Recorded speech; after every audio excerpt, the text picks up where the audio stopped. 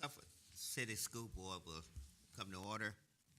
We will have Pledge of Allegiance by Mrs. Linda Bouchard. Will you stand for the Pledge of Allegiance? I pledge of the United States of America and to the republic for which it stands, one nation, under God, indivisible, with liberty and justice for all.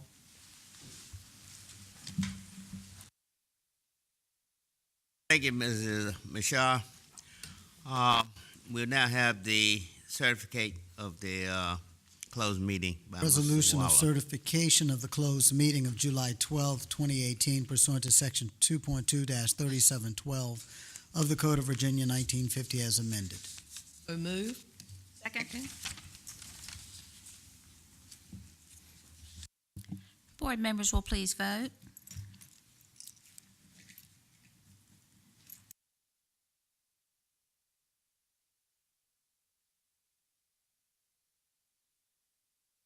Motion carried. We don't have any citizen comments this evening. Now we have the reports by the superintendent, Dr. Whitney. Thank you, and good evening, everyone. I'm going to call to the podium Ms. Bethanne Bradshaw, our Public Information Officer, to give us our good news report or to introduce who will be doing that. Good evening. Each month we take this opportunity to share with you and our viewing audience at home some of the great things that happen in our schools each and every day and some of the accomplishments of both our students and staff. Tonight we wanted to share some outstanding statistics from the 2018 graduating class. So Dr. Stenette, Byrd, Director of Secondary Leadership, will discuss the infographic you'll find in your board book.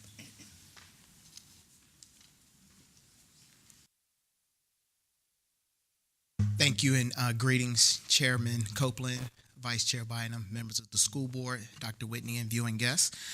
As Ms. Bradshaw has explained, it's my pleasure to share with you some of the graduation highlights from 2017-18 school year. This is located on page 1 of your board book, and I'm just going to share overall division information. You will see the breakdowns by school if you in your grade book.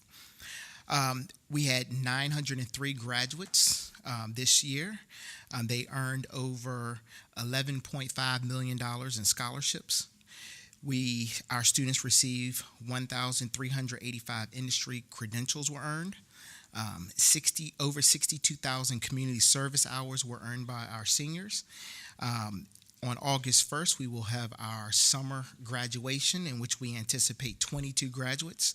And finally, we had our second annual GED ceremony on June 28th, in which we had 26 students to earn their GEDs. Thank you, Dr. Byrd. Any comments or questions to Dr. Byrd? My board members? Thank you. I'd like to make a comment. I'd like to see this placed on the head as a headline for the Suffolk News Herald, because I think this is evidence of where we're going. And I think it is evidence of the hard work of our staff, teachers, administrators, all of us. And I'm very proud of this. Very proud.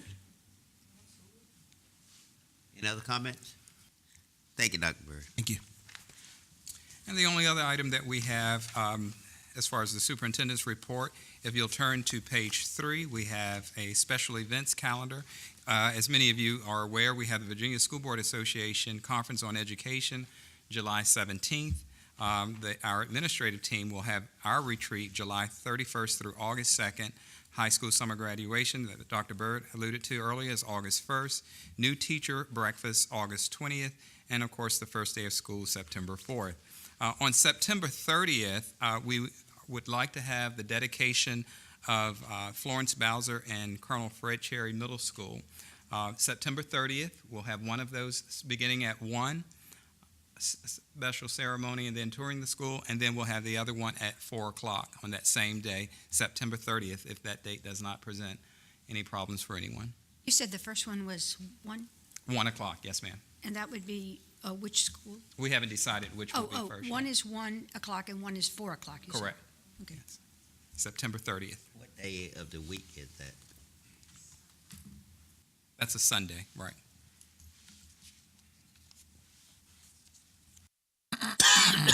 And that concludes the superintendent's report. Back to you, Mr. Chair.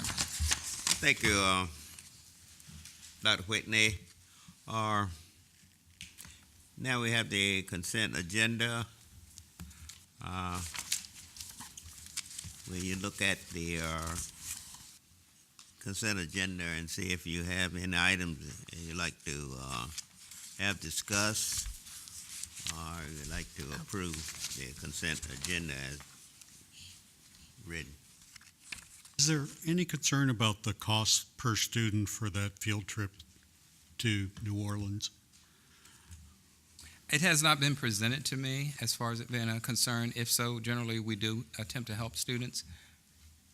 Our goal is never to have a student not participate due to cost. And when I looked at the application and saw that it was over $1,000 per student, it just seemed like a lot. To go to they're going to perform at the Sugar Bowl? In the Yes, Sugar Bowl that is parade? correct. What an honor. And at the Sugar Bowl as Right. well. Well, what an honor. Yes, it is an honor. Yeah, I think we need to do what we need to do to get them there. Just an opinion. We can make certain, again, that no student is left out because of cost. Thank you. I move that we approve the consent agenda. Second. Board members will please vote.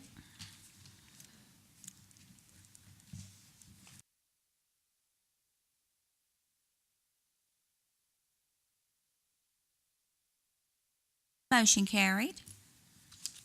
Next, we have our unfinished business, approval of second reading of ordinances 18/19-1 through 18/19 through 8. This is on the second reading, or this is action item.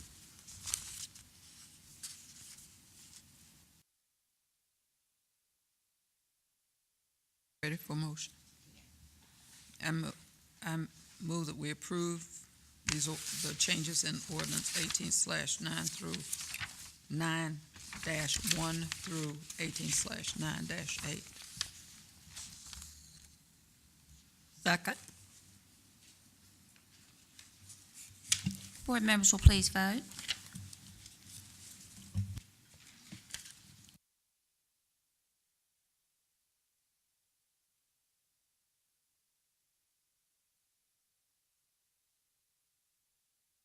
Motion carried.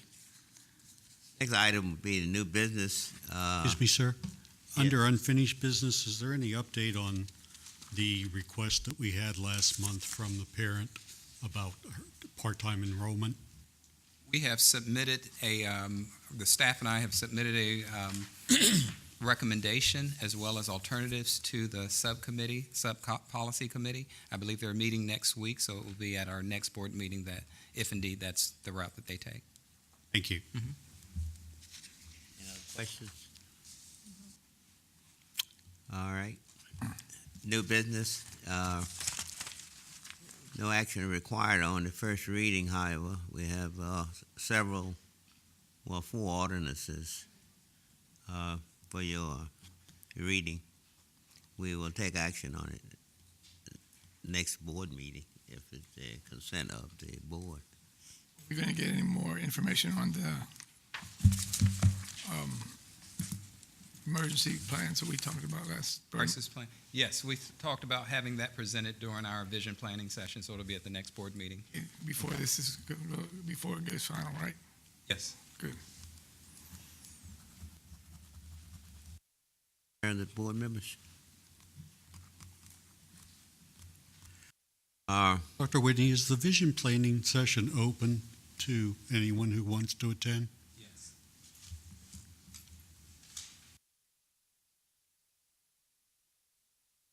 We have one public speaker on the non-agenda topics. That's Mrs. Jennifer Brenham on school safety. Is Mrs. Brenham present? Ms. Brenham? Hello. My name's Jennifer Brennan. I live at 4016 Hargrove Landing in Suffolk, and I'm here to represent the Suffolk Parents for School Safety Committee. We are a group of concerned parents and community members that have been working with the superintendent's office to help make our schools safer. We would like to ask a few things of the school board and the superintendent. First, we would like to request for any unused funds that were returned to the city from the school system to be reallocated for school safety.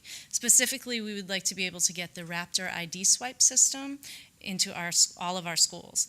It's our understanding that this would cost a little under $40,000, about $1,800 per school, using the same contract as Chesapeake and Virginia Beach. The school shooters are on the top of everyone's minds, but we all know that schools face a higher risk of custody issues, vandalism, and theft, as well as unwanted guests. The Raptor system would be the first line of defense and would go along greatly with the new safety monitors put in school. So, the second thing we would like is your collaboration in helping spread the word of our mission and our goals. School safety is a top priority in today's world, and we know there have been meetings in the General Assembly, and they have their own school safety committee, and there have been recent meetings with delegates on this issue. We are working hard to achieve our goals and helping you make our schools a more safer environment. What was that second issue? What was the second issue? I did not hear you. Just helping get the word out so that we can help you. Okay, right. Mm-hmm. So we have been doing walkarounds at the schools, and a lot of the principals and teachers are unaware that we even exist as a committee. So we need their valuable information. Were they aware you were in the building? The principals are. Yeah. Yes. But when that's good to know, because yes. that's good to know there's some safety there. Yes. Excuse me. We are working with the principals. Don't ask, let her Sorry. present her Go ahead. Okay. presentation, please. We are planning a roundtable community discussion on school safety in August, and we hope that we can count on you, all the school board, as well as the superintendent's office, to attend and help facilitate this discussion with our community. School safety is a hot topic, and I know a lot of parents are very concerned, so just reassuring them on what we are all working on to make our schools a better environment. And then the last thing is an education initiative that we would like to collaborate with you as well to remind students to not open doors for their friends or strangers. I know parents also need that reminder. I know I have been guilty because we live in a polite society. We open doors, but that is no longer a safe thing that we can do in schools.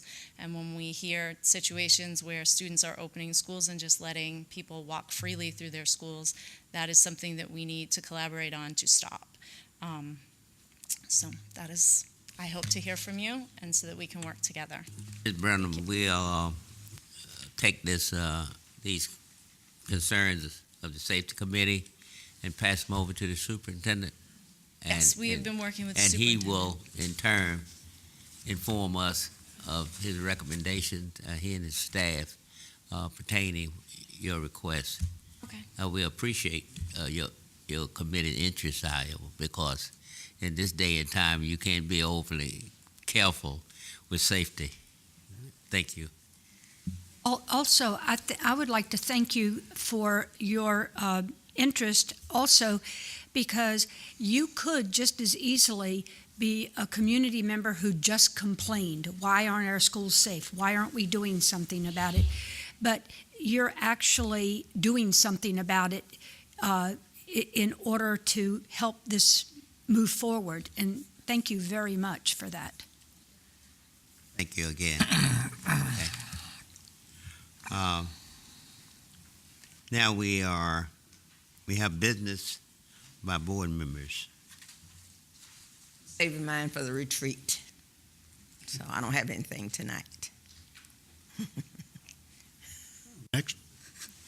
Nate? Thank you, sir. First, I'd like to thank our hardworking employees who are spending their time in summer schools all over the city.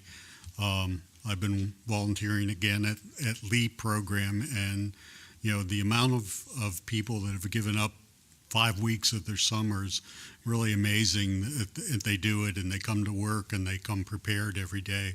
And I'd just like to compliment our employees who are involved in our summer school programs. I know they're going on at all levels, plus special education. So really like to recognize those hardworking individuals. And I'd like to say welcome to 3 school board candidates who are here tonight. Thank you all for coming out. We appreciate your interest in what we're doing and your interest in being involved in the community. Thank you very much. I really don't have anything to say except to add on to what Mrs. Byrum said. I made this comment at the last meeting. I think the proof is in the pudding with regard to how we're performing in schools and what we're doing. And almost $12 million in scholarships speaks very plainly that somebody's doing something right, parents, students, and school personnel. So that's my only comment. Thank you to all of you who played a role in this, because this is wonderful. And I'd also like to say I'm really proud of Nansemond Rivers Band for being invited to and performing at the Sugar Bowl. Thank you, Doctor.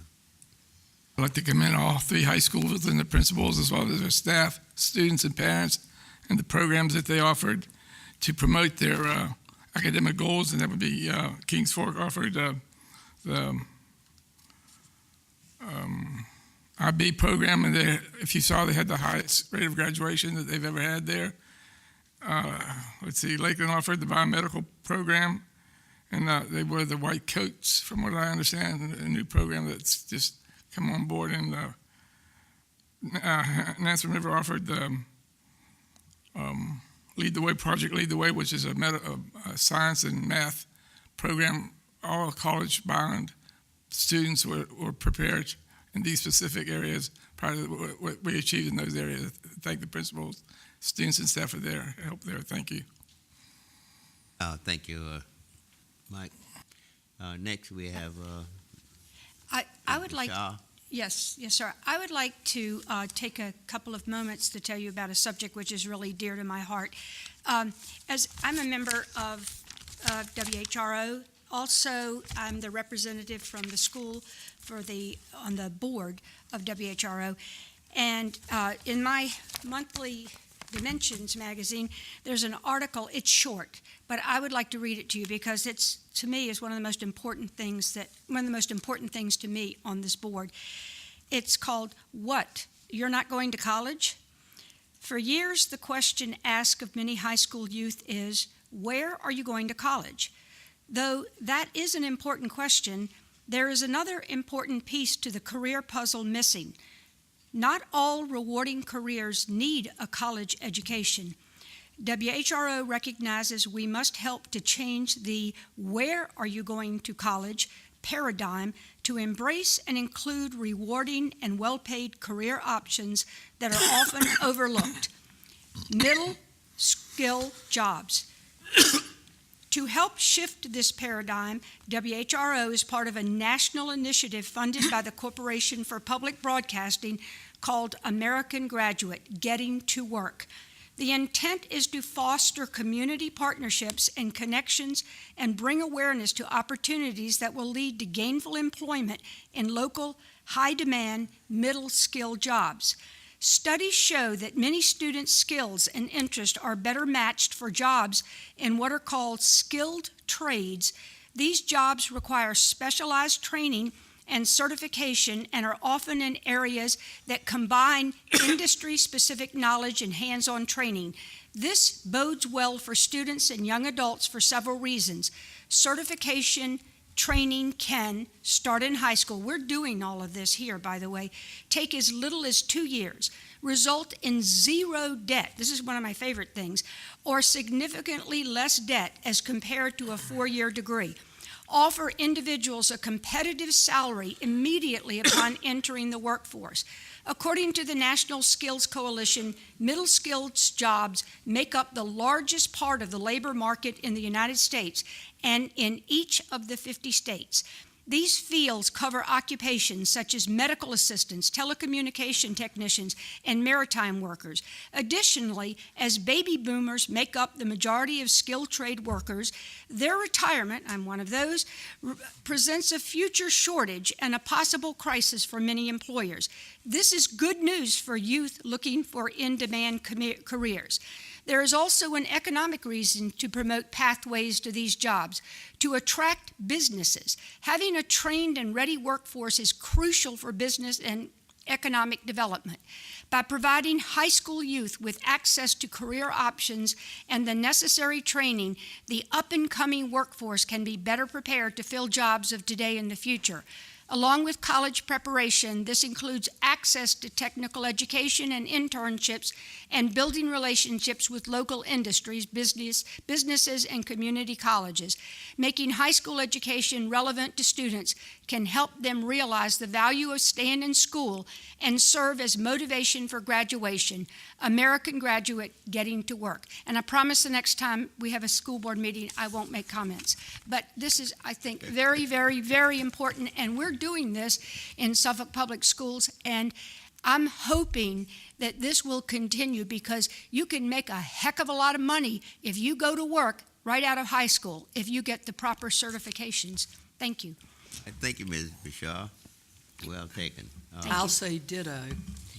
And looking at our graduation highlights, you see that industry credentials earned, we have 1,385 students who earned those credentials. I think most of us attended the College and Career Center at Pruden recently, and they had close to 100, right, Dr. Whitney, to receive certifications, and this is exactly what she's speaking of. And this is the future, you know, and I think we are on the right path. And to see that Kings Fork had 490, Lakeland had 215, and Nansemond River had 680 credentialed students that could go out and possibly get a job with those things and lead them to other, you know, fields and careers. That's what it's all about. That's why I'm so happy. All right, thank you.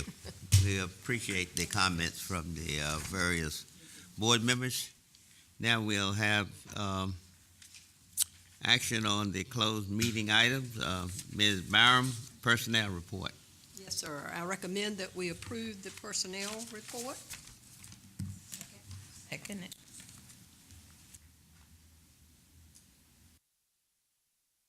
Board members will please vote.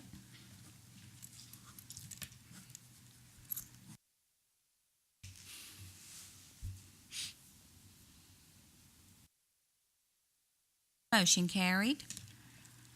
Next, we'll have pupil personnel reports. I recommend that we approve the pupil personnel report. Second. Board members will please vote.